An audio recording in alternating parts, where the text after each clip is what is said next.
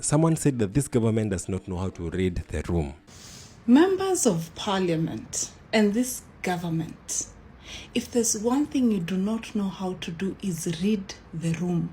I agree 100%, because what is this that I'm hearing? Parliament debating a TikTok ban. I beg to move that this House adopts the report of the Public Petitions Committee on its consideration of a public petition number 41 of 2023 regarding regulation of TikTok in Kenya. Just days after the Kitengela rally, are you serious, guys? Don't you people understand what that rally really meant? Or are you just pretending not to understand? Kwa sababu State House sahi inatumika kama place ya kuhold public meetings. Kwa nini sisi kama Wakenya tusihold meeting yetu pia pale State House? A few moments later. Now, since it seems the government can't read body language or the temperature of the country, let me break it down for them like they are 2-year-olds. If you love this kind of content, go ahead and like this video and subscribe. Now let's get to the video. Kitengela actually was a Gen Z rally. They organized it themselves. They planned it. We were just guests. It was them. The Kitengela rally started something that any experienced politician would actually fear. That rally was not normal. That was not routine politics. That was a signal that the youth are actually awake, that the Gen Z are now awake. The anger is still there. Since 2024 June, since 2025 June, it never disappeared.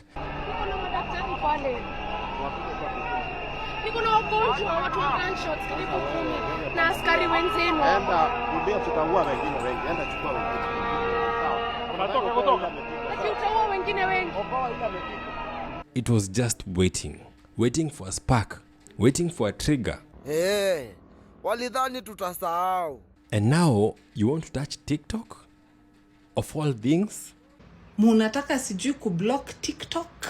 Who is advising this government? Who is telling them this is the right time? In the middle of a rising political temperature? In the middle of the youth mobilization? In the middle of economic frustration? You introduce a debate about banning TikTok? Let me tell you, politics, elections in 2027 will be determined here by the likes of me and so many other. So let me tell it to the government, Kujeni, with no fear of contradiction, we are going nowhere and we will send you home. Even though the ban did not pass, even if it's just regulation, it sends a message. And the message is very simple. We do not want to hear what you guys have to say. Even thinking about banning TikTok would raise a few fundamental issues. One of it, Madam Speaker, is that this would be a complete violation of our Constitution, which guarantees freedom of expression. Here's the problem. You cannot regulate anger. You cannot ban frustration. And you cannot legislate silence. Ama ni Twitter, ama ni TikTok, sini watu, sini kazi, ambaye imefanywa kwa ground. Jana walinikujia usiku. Let's be honest. This thing about banning social media has not started today. It started since the June 2024 protest. There have been several attempts. Hii kitu inaitwa social media. Mimi naambia nyinyi. Hakuna China, it's controlled. Hata hii TikTok ni ya China. Na yao wana control, sio kama hii yenu wamemwachia. First it was X or Twitter.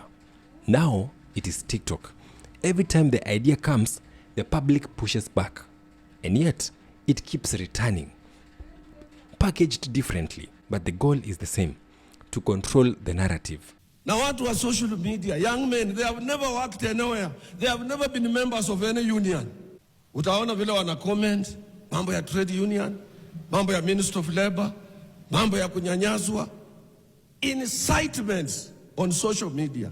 But here's the reality. This is 2026. You cannot ban an app. You just cannot. We have some major breaking news. The U.S. Supreme Court has ruled against TikTok, meaning that the TikTok ban does go into effect on Sunday, January 19th, one day before Trump becomes president. Our friends in America tried banning TikTok. The economic.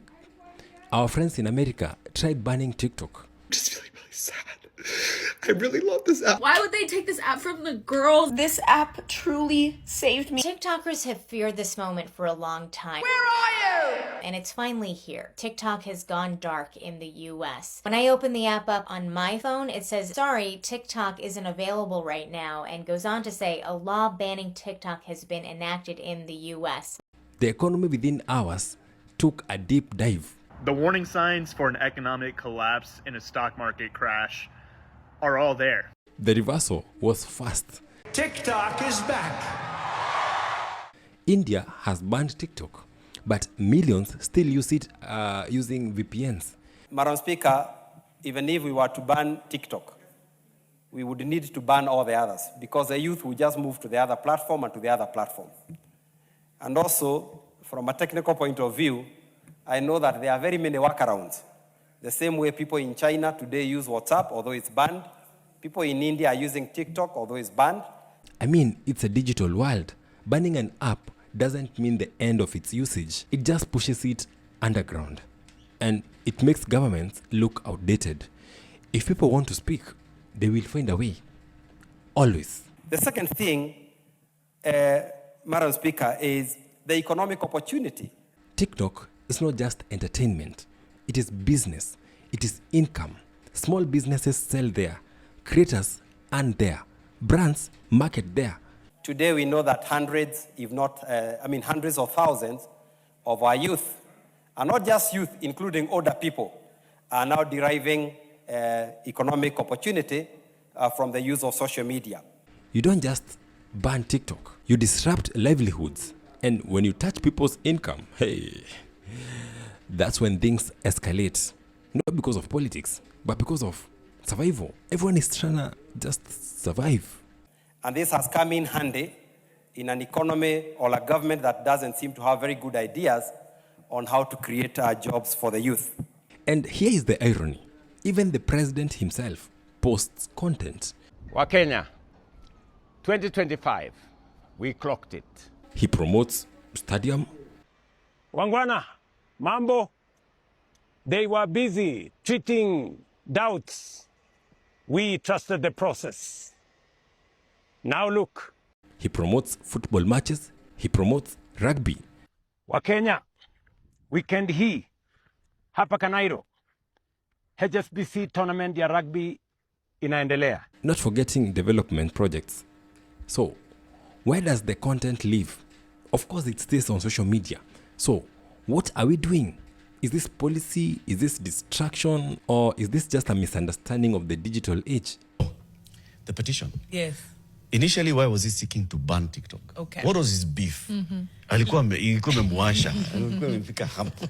Listen, he fell victim of something we are sometimes all guilty of. When something happens in the context of a digital world, the most likely immediate reaction that it triggers in people is extreme. Let's just ban this thing. Yeah. This is not the time. We have bigger issues. Cost of living, youth unemployment, public trust, stability.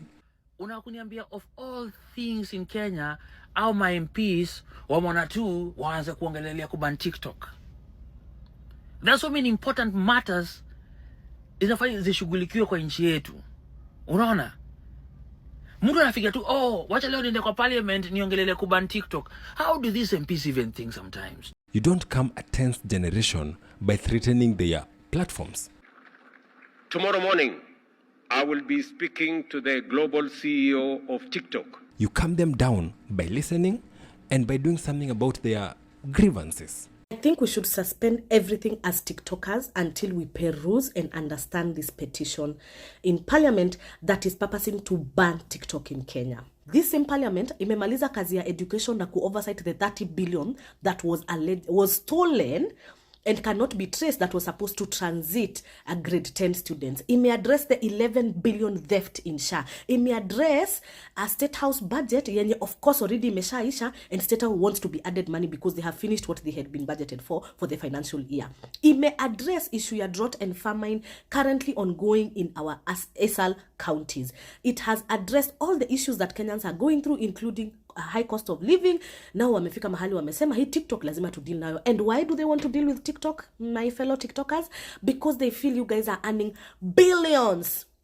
Finally, let me ask you, because the government is saying they want to ban TikTok to bring safety to our children, do you think that regulating TikTok is about safety or is about silencing dissent? Is it about leadership or is it just panic? Kenyans, just ask yourselves, how many times have we done this dance with this government around social media regulation? Since 2024, because we're being told that this is from 2024. But how many times since 2024 have we had this dance with the government? And what was happening that also required our attention during that time? Because the other thing that is going on that requires your attention is the public participation around the National Infrastructure Fund. Have you participated? It ends in 2 days. If you don't participate, the government has its way. It sells our state resources in the name of development and a future fund. If Parliament pushes this further, what do you think will happen next? Because one thing is certain, Gen Z is watching and they're just waiting to be triggered. Now we have a till number to the channel. You can directly support this channel through your contributions. No amount is too little, no amount is too big. I want to big up everyone who's been supporting the channel, and God bless you abundantly. Subscribe.